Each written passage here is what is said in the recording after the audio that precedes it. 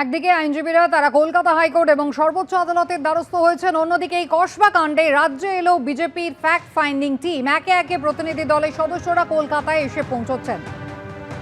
BJP সাংসদ বিপ্লব কুমার দেব তিনি এসে পৌঁছেছেন ইতিমধ্যেই প্রতিনিধি দলে। প্রাক্তন কেন্দ্রীয় মন্ত্রী এবং পুলিশ কর্তা সত্যপাল সিং রয়েছেন প্রাক্তন কেন্দ্রীয় মন্ত্রী মীনাক্ষী লেখি এবং সাংসদ মনন কুমার মিশ্র। সরাসরি চলে যাব, আমাদের প্রতিনিধি অর্ণব মুখোপাধ্যায় রয়েছেন আমাদের সঙ্গে।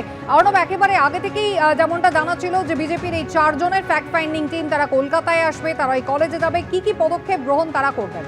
দেখো, ইতিমধ্যেই এই 4 জনের ফ্যাক্ট ফাইন্ডিং টিম তারা কলকাতায় এসে পৌঁছেছেন। তার মধ্যে বিপ্লব কুমার দেব তিনি এয়ারপোর্ট থেকে বেরিয়ে তিনি হোটেলের দিকে রওনা দিয়েছেন। বাদ বাকি 3 জন যারা রয়েছেন তারা আর কিছুক্ষণের মধ্যেই বাইরে চলে আসবেন।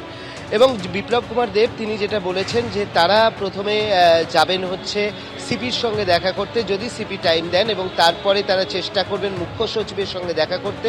যদি সেক্ষেত্রেও সময় না পাওয়া যায় তারা ঘটনাস্থলে যাবেন, অর্থাৎ কসবায় যাবেন, এবং কসবায় যাওয়ার পর তারা ফিরে আসবেন। ফিরে এসে তারা একটা সাংবাদিক বৈঠক করবেন এবং তাদের যে সমস্ত রিপোর্ট সেই রিপোর্ট তারা জেপি নাড্ডার পাশাপাশি সর্বভারতীয় সভাপতির পাশাপাশি তারা কিন্তু স্বরাষ্ট্রমন্ত্রকেও তাদের রিপোর্ট তুলে দেবেন।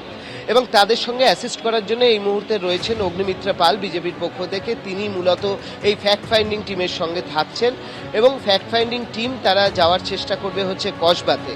তো এখনো অবধি বিপ্লব কুমার দেব তিনি নেমেছেন এবং তিনি সাংসদ আমরা জানি। তার পাশাপাশি মনন কুমার মিশ্র তাঁর আসার কথা রয়েছে, তিনিও সাংসদ। আর 2 প্রাক্তন মন্ত্রী রয়েছেন মীনাক্ষী লেখি, এবং মীনাক্ষী লেখির পাশাপাশি রয়েছে সত্যপাল সিং যিনি হচ্ছেন প্রাক্তন আইপিএস এবং তার পাশাপাশি হচ্ছে তিনি প্রাক্তন মন্ত্রী। তাদেরও কিন্তু যাওয়ার কথা রয়েছে ঘটনাস্থলে এবং গিয়ে তারা পুরো বিষয়টা খতিয়ে দেখবেন।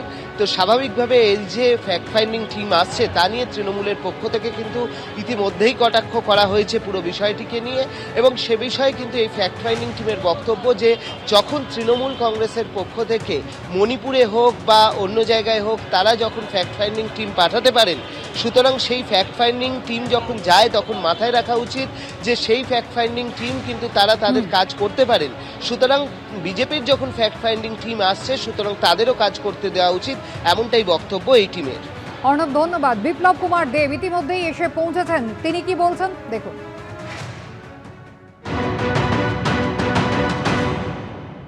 সিপির কাছ থেকে সময় চেয়েছি, এখন পর্যন্ত সময় দেয়নি। চিফ সেক্রেটারির কাছ থেকে সময় চেয়েছি, সেটাও দেয়নি। ল কলেজে যাওয়ার জন্য সেটারও পারমিশন দিচ্ছে না। তো এই রাজ্যে একটা অরাজকতা করে রেখেছে। উনি হাতরাসে টিম পাঠাতে পারেন, পেহেলগাঁওতে টিম পাঠাতে পারেন, কিন্তু যখন ভারতীয় জনতা পার্টি বা অন্য দলের কোনো টিম আসবে তখন সেগুলোকে অ্যালাউ করা হবে না। তাদের সঙ্গে চিফ সেক্রেটারি দেখা করবে না, তাদের সঙ্গে ডিজিপি দেখা করবে না। এইটা মানে একটা অগণতন্ত্র মানসিকতা সম্পন্ন সরকার চলছে।